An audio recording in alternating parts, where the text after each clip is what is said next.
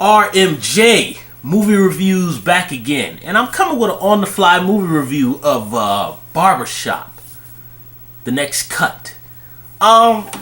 Just to give you a little bit of background, I believe the first Barbershop was released sometime when I was in college.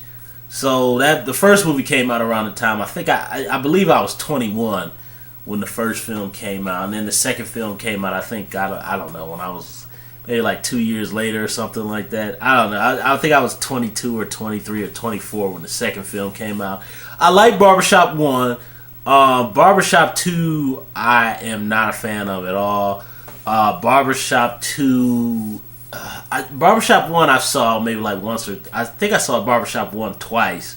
Barbershop 2 I only saw once and never. I really did not like Barbershop 2, but I like the first one. This movie, I really liked Barbershop the Next Cut. I know it was directed by Malcolm D. Lee, who did Best Man 1 and 2 and Undercover Brother and goodness, what was the other movie? He did like one other movie that, God, I can't even remember it right offhand. I should know this. But he's a really good director. I do not remember who directed 1 or 2, but he does a really good job here on this movie. And kind of the problems that I remember Barbershop 2. Sorry, I'm a little bit loopy, a little bit tired. But some of the problems that I remember I had with Barbershop 2 was Barbershop 2 felt very... to me, it felt thrown together. There was just like a lot of stuff in the story that felt forced. And although, all three Barbershop movies are pretty much, goofy, generic fluff. But the first one is done in such a way that, it appeals to kind of just how guys talk in barbershops. It just appeals to that. Guys just sitting around, talking trash. It really appeals to that. I think that's really the genuine appeal of the first movie. The second movie was kind of more like a studio commercial type of situation, and I felt like the first film was kind of more like its own thing, and you really felt like they were really trying to make it genuinely what it's like for cats to just be,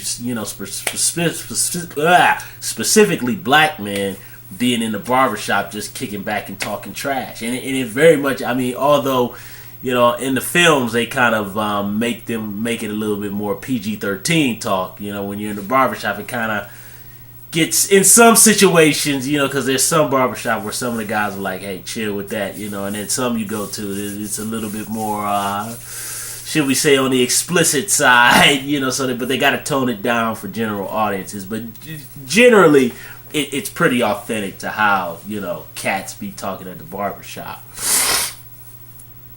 Although, I'm sorry, I'm still sick, y'all. So, either way, on to this next film.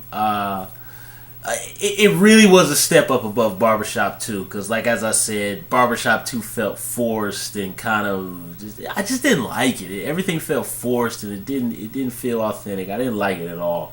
There was only like a couple things, really in particular, the part of it that I really hated of Barbershop 2 was the romance between Eve and, I can't remember the guy's name, the actor from The Perfect Guy and who was in Too Fast, Too Furious, and he's been in a bunch of, what was that, Never Die Alone, that DMX movie, he was in that, and he's been in a bunch of other stuff. But I really hated the romance between them two. It was so forced. Why do you care? And then they kissed. I was like, this sucks, man. I hate Barbershop 2, but I like 1. But this one is very much a step up above Barbershop 2. I actually, in my personal opinion, I actually like this film better than the first Barbershop. I think it's the best out the 3, in my opinion, with Barbershop 1 kind of being second. I just feel like this film feels a little bit more balanced. The stories, all the individual stories, along with the wider story of basically this time around Ice Cube and his company. There's increased violence in Chicago. I guess apparently more than there's ever been, and that's pretty crazy because according to what I've always known, I've never been to Chicago, that part of Chicago, which is South Side Chicago, has always been pretty violent. So, but the gang violence is kind of stepping up. They're trying to recruit kids. Ice Cube wants to move because he's feeling that his son is troubled, and all sorts of hijinks ensue. He's thinking about moving to Barbershop, and that's the story of Barbershop. The next cut, part 3. And this movie feels a little bit more relaxed, like the first one. The first one felt relaxed, and this one feels relaxed too. And I didn't feel that the second one just felt totally monetary to me and forced. So that was why I really didn't like that film. But this one feels, you had a lot more time for this movie to breathe. Sit back, and they could kind of really get the structure down a lot better. And I really enjoyed it. The jokes in it are actually funny because to me, the first Barbershop, which I haven't seen in so long, I remember thinking I liked it was funny because that was the first movie of its type. And as the Schmoes No review said, it's kind of like an extended version of the Barbershop scene from Coming to America, which, I'm pretty sure part of that movie, part of the filmmakers probably owe debt to that scene, But brothers were already talking like that in barbershops way before they put that scene in Coming to America. So, but this movie just the jokes in it I felt were very funny. Most of them hit. Matter of fact, I felt 90% of the time most of the jokes in this thing hit. Now, was it gut buster funny where like it laughs so hard where you go and you just can't control your laughter and it hurts so bad? It wasn't that funny, but there was a lot of really good jokes in it. I liked the entire cast. I even liked Nicki Minaj in it. I thought she was good. Now, I'm not a 16-year-old, 17-year-old girl, so I don't know much about Nicki Minaj. I kind of know her songs a little bit, but, I guess I kind of am, kind of transitioning into older guy mode because I just listen to all this. I still listen to, like, the stuff I used to listen to in high school, which is 90s rap and 90s R&B, early 2000s R&B and rap. So that's kind of what I strictly stick with, so I don't know much about Nicki Minaj, but I've heard her little songs, and some of the guys at work who play for the other team was telling me one day, that's not a knock or anything, I'm just saying that's his thing, and he just loves Nicki Minaj, and he says it just like that. But he was telling me like all about her songs and all this stuff, and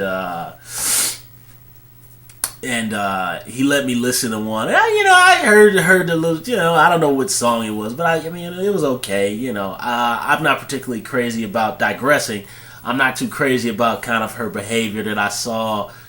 I don't know, it was one of the awards or something. She said something towards Miley Cyrus or something, and I think she had a falling out with Mariah Carey, something like that. I don't remember, but I did see that little clip where she was like, "These bitches," and she made this real ugly face, and I was just like, and the thing is, you take away that makeup and you take that stuff off her face and that stupid color out of her hair,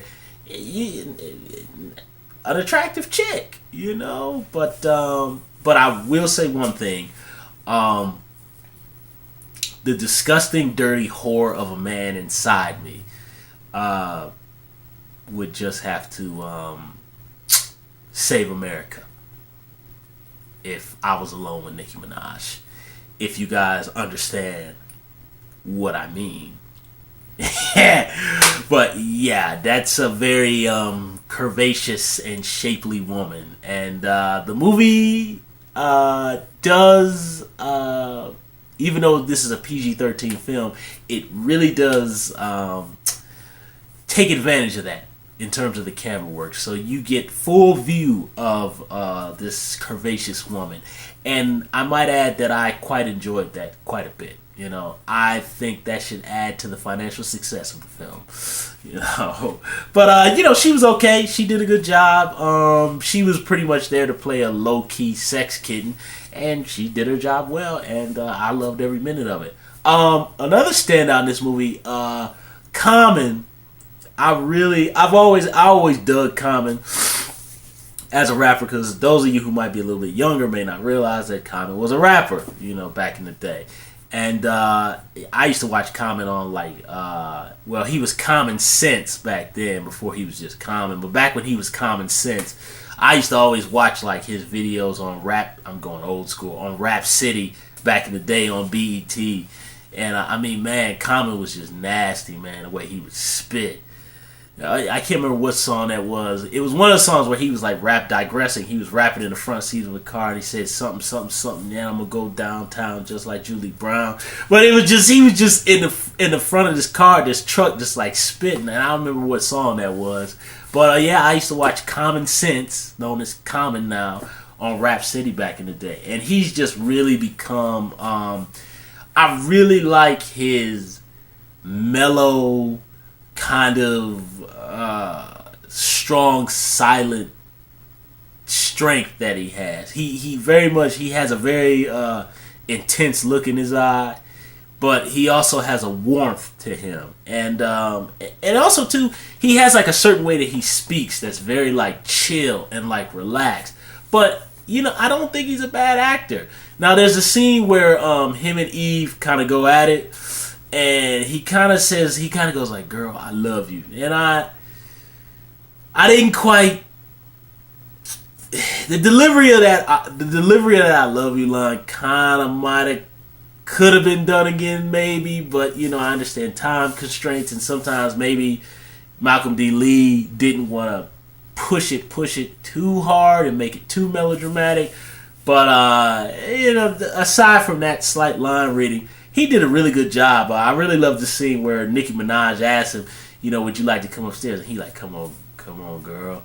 I know what that means. And she rolls her eyes and hops out the car. And he was like, but no, she got this hanging. He's talking to himself. I really like that. There's two other scenes I really like with him, where Eve gets mad at him and drives off, and he goes, "Well, dang, if I known this was happening, I should have smashed."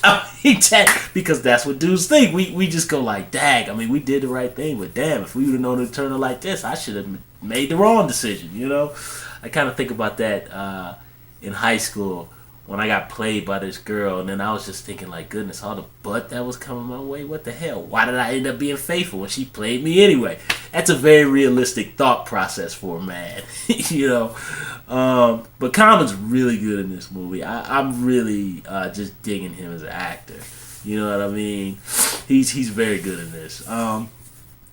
Cube Cube does Cube. So he does a good job. He plays his role. There are some fine women in this movie, man. I mean, I don't know the other actress's name, but she plays kind of the politically aware kind of black woman and politically aware and very upfront about her education. I don't know the actress's name. She's gorgeous. And there's like one other scene where like an extra brings her son in to be humiliated and get an old man haircut. I mean, that woman is a little thick, but damn, she was fine too. I mean, I was just like, damn, it's a lot of fine women in this movie, man. That's just digressing and the guy and me talking. But it was a lot of fun, and I loved there's a lot of in jokes from kind of things that kind of were rumblings in amongst, I'm going to talk internet talk, amongst the African American community. Kind of there's some jokes about R. Kelly, and then there's some stuff about Maya Angelou, stuff about Oprah, Barack. I think they even make a joke about Prince in there too. Really kind of stuff that really is kind of the jokes that are amongst black people. Pretty good stuff in there. There's another really good joke in there about what was that joke? Well, excuse me, let me retract. It wasn't a joke, but there's also some serious topic issues. Kind of how people are in relationships, and this is not just black oriented, but just how men and women communicate. Sometimes how women can be cold, and dudes, we don't always catch everything. Sometimes you got to. Women, ladies, you got to tell us sometimes, because sometimes women expect us to just know it like they do, because they got that sixth sense, but ours aren't as strong. We still feel things, but we don't sense it as well as you do, So I love it. Kind of addresses that. It addresses Trayvon Martin, Michael Brown, It addresses some serious stuff. Doesn't get too heavy-handed, and it gets in kind of the gang culture and the violence with the teenagers and stuff in Chicago, and it touches bases with that. And although it kind of does it in like a 1980s after school just say no drugs special type of way, it regardless addresses the issue with seriousness and care, and of course the other stuff surrounding it with a wink. So I really, really enjoyed Barbershop The Next Cut. I actually had way more fun than I thought I would. I really was dreading it, and it's like, I really want to go to the movies. I just love films. I love films. I think going to the movies is very, just for me personally, is very relaxing. I find it very meditational. I just really feel relaxed and free, and that's why I just love movies. They make me happy. It's not. I just love them. So there wasn't really anything out. I was gonna go see that movie called what is it called, from the guy who made Dazed and Confused. Like, goodness, I forgot. I think it's Everybody Just Wants to Have Fun. Or that's the Cyndi Lauper song. Girls Just Want to Have... I don't know. I can't remember the name of the movie, but you guys know what I'm talking about. I wanted to see that. It's not playing nowhere here around town. So I went to the theater and I said, well, dang, my day off. I said, I'm kind of stuck with... I might go see Batman and Superman again so I could maybe re-review it and kind of see how I feel about it now that the theater won't be packed with 100 people and I don't have women with their noisy-ass kids next to me, so I could actually feel the movie. And then I was just like, well, there's really nothing else. And then I was just like, oh, Barbershop The Next Cut. And I was like,